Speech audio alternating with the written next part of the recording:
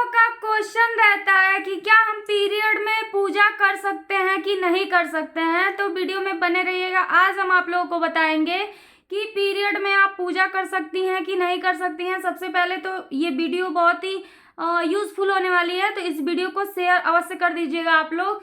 तो दोस्तों, आज मैं बताऊंगी आप सभी को कि क्या हम पीरियड में महिलाएं जो है पूजा पाठ कर सकती हैं कि नहीं कर सकती हैं। तो दोस्तों, बता दें आप लोगों को, देखिए, पूजा पाठ जो होता है ना, अपने नियमित समय पर ही आप लोग कर सकते हैं। उसका भी एक समय होता है। और जैसे कि भगवान को ले लें तो भगवान में जो है जैसे पुरुष और महिला दो लोग होते हैं, ठीक है।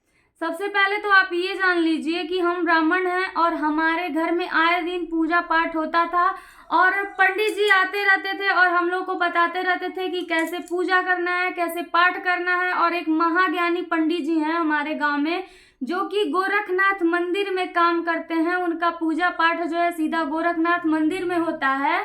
तो जहाँ से गोरखनाथ मंदिर में एक गुफा है, आप लोग उस गुफा का नाम सुने होंगे, जहाँ से बीरबल आकर के खिचड़ी चढ़ाया करते थे। वहीं पे उसी जगह पे वो पंडित जी काम करते हैं, मतलब पूजा पाठ करवाते हैं।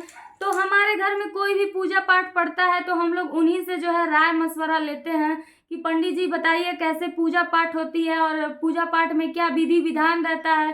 तो देखिए दोस्तों, सारी चीज़ें मैं बताने वाली हूँ, तो कंटिन्यू आप लोग वीडियो में बने रहिएगा और इस वीडियो को शेयर जरूर करिएगा। पीरियड ऐसा हम लोगों का, महिलाओं के अंदर क्या है ना कि पीरियड जब आ जाता है तो हम लोग सोच में पड़ जाते हैं कि हम पूजा करें कि ना करें, क्या करें कि ना करें। ये भी हम लोग के लिए बहुत बड़ी चिंता बन जाती है। जबकि हमारे लिए कोई फेस्टिवल हो, तीज हो, त्योहार हो, मतलब कोई चीज़ हो, तो इसलिए हम सोच में पड़ जाते हैं कि पीरियड है तो पूजा कैसे करें। कोई भी फेस्टिवल हो, पीरियड आ गया तो हम पूजा कैसे करेंगे।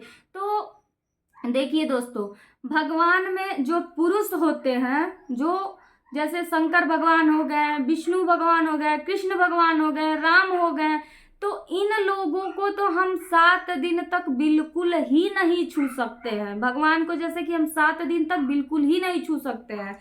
लेकिन जो माताओं का पूजा है, क्या हम पीरियड में कर सकते हैं? बिल्कुल नहीं कर सकते हैं दोस्तों। क्योंकि देखिए, देवी और देवता दोनों बराबर होते हैं। पीरियड में हम पूजा नहीं कर सकते हैं। और कब करेंगे पूजा, ये भी हम आप लोगों को बताएंगे। उससे पहले कुछ जानकारियां हैं, उन जानकारियों को आप लोग जान लीजिए। देखिए, मैं एक बार पंडित जी से पूछी थी, यही नवरात्रि चल रहा था, तो मतलब पीरियड आ गया था हमारा। तो पंडित जी से हम पूछे कि पंडित जी ऐसा ऐसा है, पीरियड आ चुके हैं और हम दुविधा में फंस गए हैं, क्योंकि हम कलश स्थापना करते थे और कलश स्थापना करते थे और उसी में बहुत ज़्यादा हम परेशान हो गए। तो मेरा दूसरा दिन था, जिस दिन नवरात्रि लगा उस दिन दूसरा दिन था, तो मैं बहुत ज़्यादा परेशान हो गई। तो फिर पंडित जी से मैं पूछी, तो पंडित जी ने साफ मना कर दिया कि नहीं बैठा सकती हैं कलशा, नहीं आप मतलब कर सकते हैं। लेकिन इसका भी निवारण उन्होंने निकाला, इसका भी निवारण उन्होंने बताया। देखिए, अगर जो आप पीरियड आ जाती हैं, कोई भी तीज है, त्योहार है, कोई भी चीज़ आपका है, अगर जो आप पीरियड आती हैं तो आपको 3 दिन के तीसरा दिन जो होता है हम लोगों का ना, महिलाओं का तीसरा दिन जो होता है, वो दिन जो हम लोगों के लिए बहुत ही अच्छा माना जाता है पीरियड में। जैसे पहले दिन तो आप आई, दूसरा तीसरा दिन बहुत ही महत्वपूर्ण माना जाता है पीरियड के लिए हम लोगों का। और उसी में बाल धोने की अपेक्षा होती है और परमिशन भी उसी समय होता है। लेकिन हम जो है पूजा के बारे में बात कर लें, तो जैसे कि पूजा, अगर जो माता रानी का पूजा आप लोगों को करना है, या फिर कोई तीज का व्रत है और करवा चौथ का व्रत है, तो जिसमें सिर्फ देवियों की पूजा होती है, उसमें आप तीसरे दिन में बाल जो है धुल करके और बैठ सकती हैं पूजा पे, पूजा पाठ बकायदा कर सकती हैं। उसमें आपका कोई दोष नहीं लगेगा, कोई पाप नहीं लगेगा, कुछ नहीं होगा। लेकिन भगवान को स्पर्श 7 दिन तक नहीं करना है आपको। जो भी देवताओं की मूर्तियां होती हैं, देवताओं का पूजा होता है, 7 दिन के बाद ही आप कर सकते हैं। लेकिन देवियों की जो पूजा होती है, माताओं की जो पूजा होती है, वो पूजा आप लोग पीरियड जिस दिन आई हैं उसके तीसरे दिन आप बाल धुल करके कर सकती हैं, ठीक है।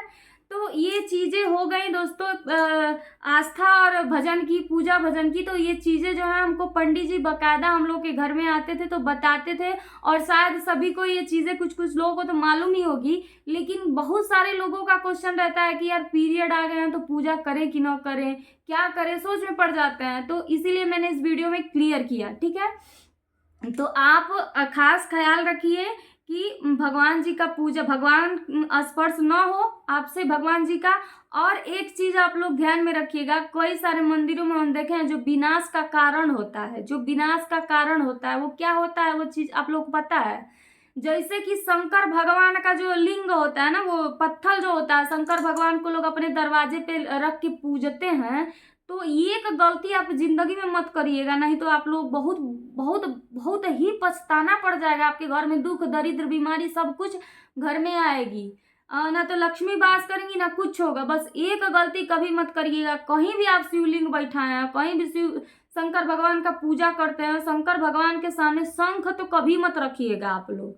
शंख रखना बहुत बड़ा अपशगुन माना जाता है।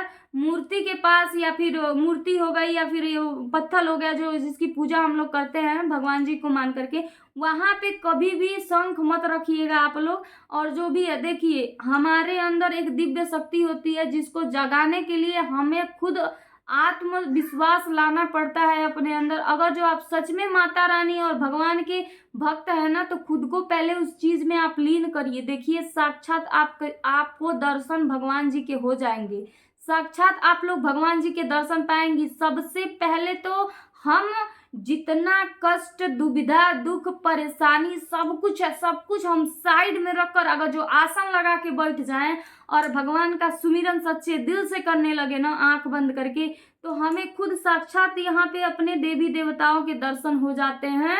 हम उस टाइम पे अगर जो अपने आप को एकदम लीन कर देते हैं भगवान की भक्ति में, तो यहाँ साक्षात भगवान के दर्शन आपको हो जाएंगे। और आप जो है हमेशा दिन दुगना रात चौगुना तरक्की करेंगी। पूजा करने का भी एक तरीका होता है। कुछ लोग लबर लबर जाते हैं, अगरबत्ती दिखा देंगे, कपूर दिखा देंगे और पूजा समाप्त हो गई। ऐसे में क्या होता है, भगवान रुष्ट हो जाते हैं, भगवान रुष्ट हो जाते हैं।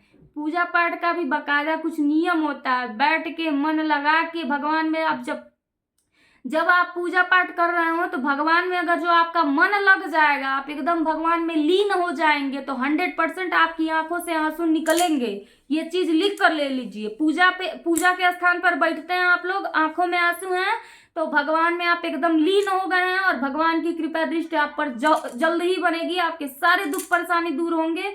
तो ये वीडियो अगर अच्छी लगी हो तो शेयर जरूर करिएगा दोस्तों, क्योंकि जितने लोगों की अपेक्षा थी मैंने बता दिया, और शायद हो सकता है इस वीडियो से कई लोगों को सीख मिले और लोग पूजा पाठ कर सकें। फेस्टिवल में अगर जो ऐसा हो जाता है तो वो लोग पूजा पाठ कर सकते हैं।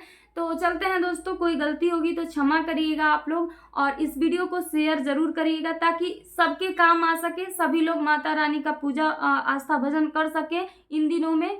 क्योंकि हर किसी को जानकारी नहीं रहती है, लोग 7 दिन के बाद करते हैं, लेकिन नहीं, 3 दिन के बाद आप देवी का पूजा कर सकती है पीरियड में, कोई दिक्कत नहीं है, ठीक है।